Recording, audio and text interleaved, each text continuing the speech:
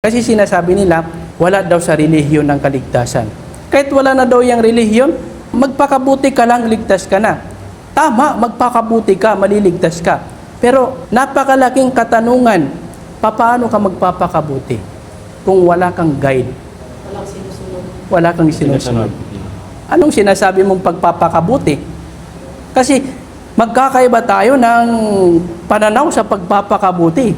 May mga taong ang pagpapakabuti sa kanila, pumatay ng tao. Meron. May mga taong tanungin natin ang pagpapakabuti sa kanila, magnakaw. Kaya nagnanakaw kasi mabuti sa kanya yun eh. Di ba? May mga taong ang pagpapakabuti sa kanila, sumamba sa baka. Pagpapakabuti yun. Sambahin mo yung baka.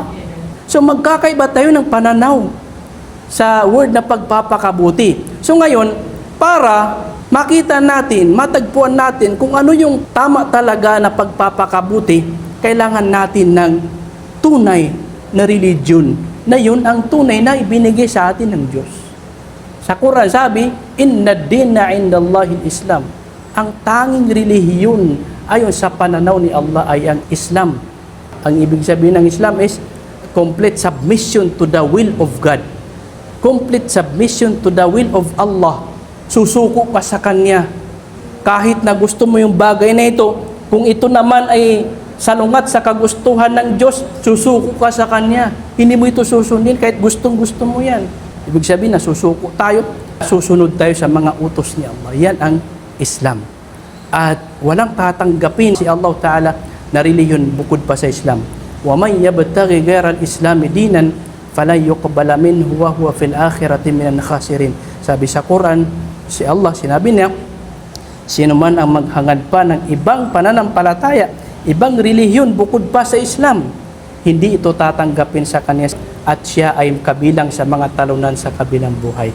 Kaya kailangan natin makita yung tunay na relihiyon, ang Islam, kasi dito natin mauunawaan, dito natin makikita kung paano tayo magpapakabuti. Dito tayo magkakaroon ng direksyon sa tinatawag nating pagpapakabuti.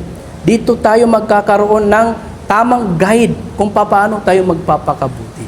Kasi kung bawat isa sa atin ay kanya-kanyang version ng pagpapakabuti, magkakagulo tayo, bro. Paano pag yung pagpapakabuti na naunawaan ko ay salungat sa'yo, hindi magkakagulo tayo. So mayroon talagang pagpapakabuti na tamang paraan at yun ang pagpapakabuti na ninanais sa atin ng Diyos. Kaya kailangan natin ng guide.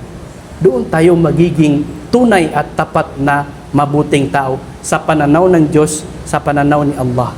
Nasasabi lang nila na wala daw sa relihiyon kasi hindi nila nakita yung tama at tunay na relihiyon na Islam. Gabayan nawa sila ni Allah.